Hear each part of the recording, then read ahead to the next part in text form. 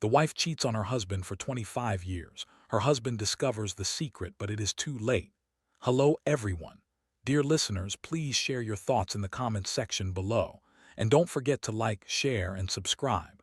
Now let's begin the video.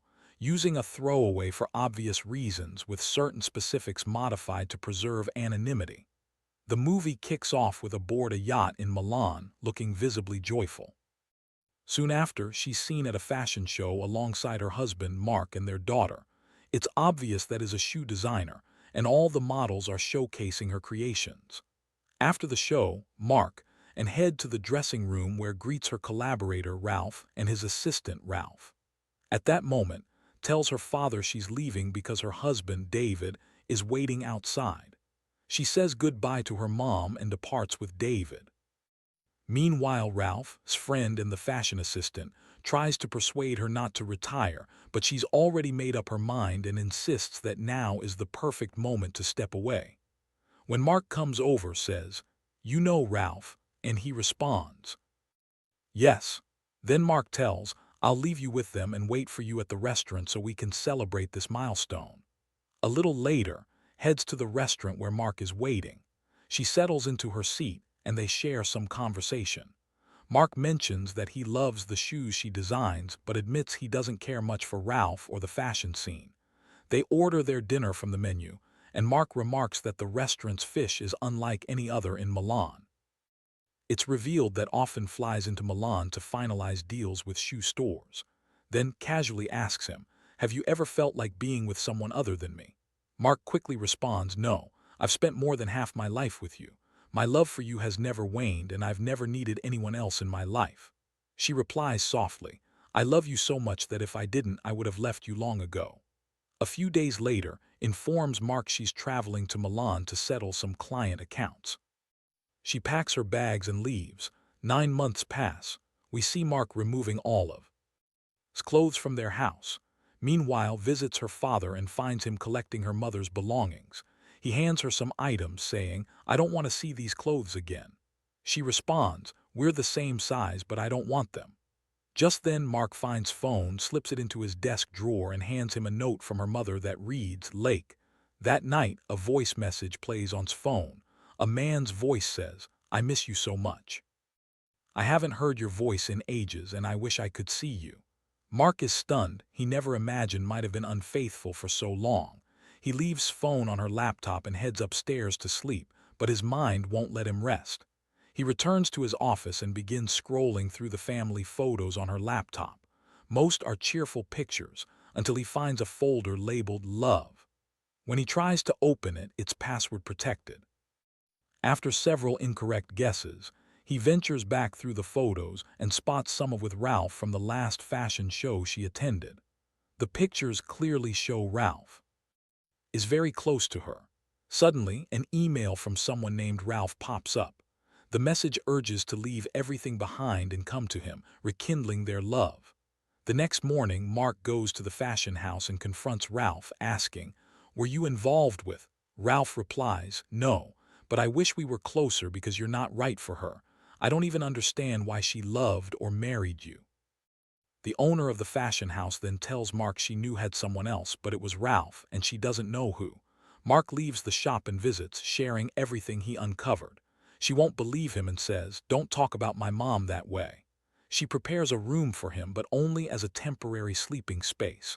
When she leaves, Mark heads back home. Later, Mark sends Ralph a message. "That woman you emailed doesn't exist anymore," and he deletes it. The next day, he asks his secretary to call Joy, a cybersecurity expert, to his office. Joy arrives, and Mark gives her the email address from which messages came, asking her to trace the sender's name and address.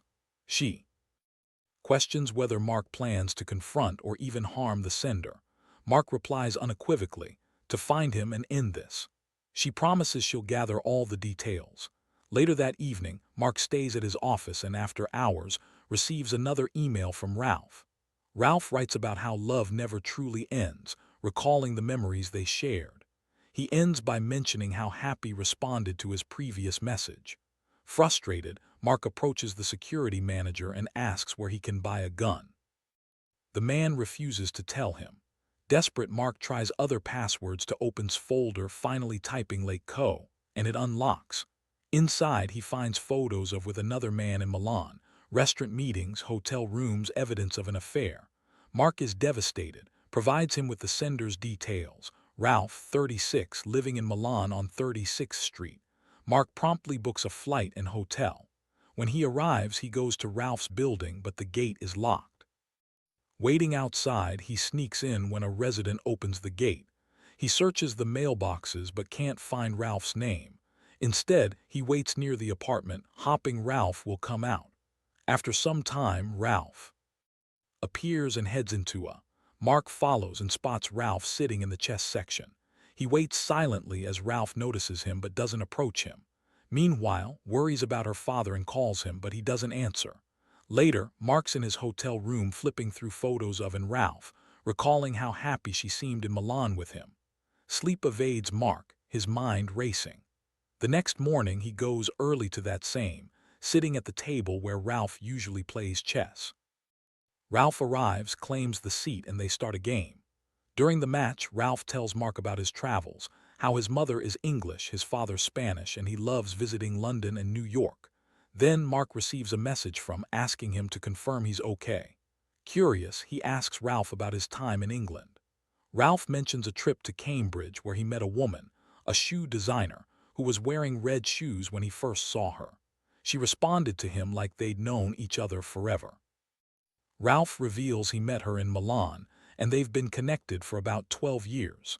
Mark feels a fresh wave of shock, realizing he's been betrayed.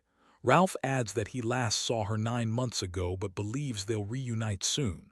Meanwhile, her husband visits Mark's house, but he's not there.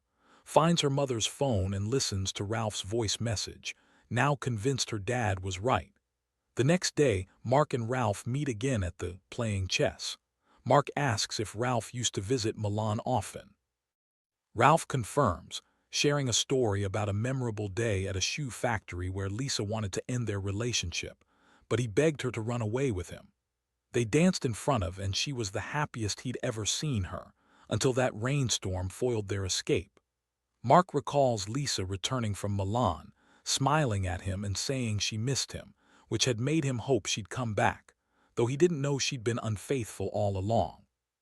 He also remembers her last words in the restaurant the morning after. Later, Mark visits Ralph at a museum and asks if he has ever married. Ralph dismisses marriage as a concept, explaining he's never believed in it, has a son from an affair he knows nothing about, and loves to keep moving. Why? Tie yourself down, he asks. The next day they're back in the Ralph confident he'll win their game. Just then Ralph receives a call from his number.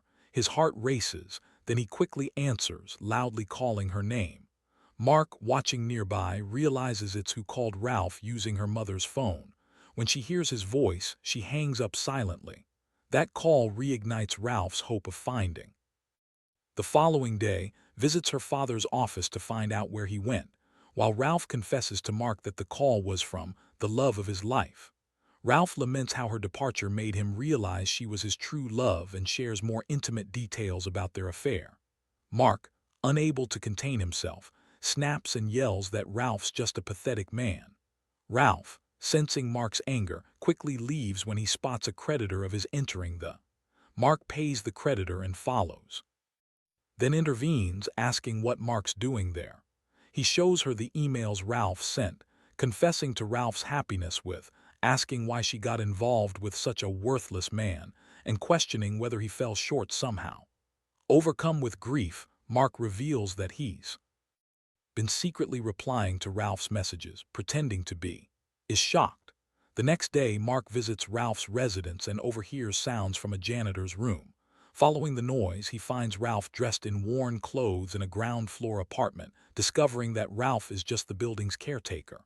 Ralph explains he only goes there to care for a tiny turtle he found. Then Mark notices a hammer, initially intending violence, until Ralph hands him the turtle, describing how cute it is. Mark takes the turtle, then leaves without incident. Back at the hotel, waits with her bag, telling her father she's returning to London. Mark refuses and she departs. Alone, Mark drafts an email to Ralph, Pretending to be, telling him they will meet at the old hotel by lake this Friday at 8 p.m. Ralph reads the message with joy, immediately calling Mark to arrange dinner at his apartment. Mark, knowing Ralph's scheme, borrows keys to an empty apartment in Ralph's building, one where the owners are away. The next day, Mark enters the apartment, but moments before his meeting, Ralph calls him from downstairs, inviting him up. When Mark ascends, Ralph claims he's meeting on Friday and asks to borrow money. Mark hands over the cash and Ralph begins packing for a hotel stay. But that night, Ralph heads to the restaurant only to find Mark waiting, who then reveals the truth. Passed away 9 months ago from cancer. Flashbacks reveal how she refused treatment, wanting to keep her body intact. Ralph agrees that she did the right thing, but Mark is furious, feeling her body could have been saved. Yet, we see secretly choosing Lake as her special place before she passed. Ralph, emotional, admits to Mark that was the love of his life, and he's only now understood what he lost. He shares how he paid his debts, how she loved him, and thanks Mark for the money that bought him a fancy suit and a luxurious hotel suite. But he admits he'll never be able to repay him. Overcome with anger, Mark walks away. Flashback again to final moments with Mark and by her side until she passes. Both are wrecked with grief. Back in the present, Mark returns home to Cambridge. He later calls, arranging to meet her in London. When they meet, he takes her to a pub where Ralph used to hang out, and they host a dinner in Lisa's memory, inviting her friends and her boss. Arrives to witness her father introduce Ralph as his wife's friend, saying, "This is my wife's close friend. I'm here tonight to honor the memory of my beloved Lisa." Stands proud beside him as the credits roll. Finally, we see Mark and at the train station, waiting for their train back to Cambridge. He tells her softly, Ralph's a lowlife. He doesn't even deserve revenge. And the film ends. If you enjoyed this story, don't forget to like and subscribe for more updates.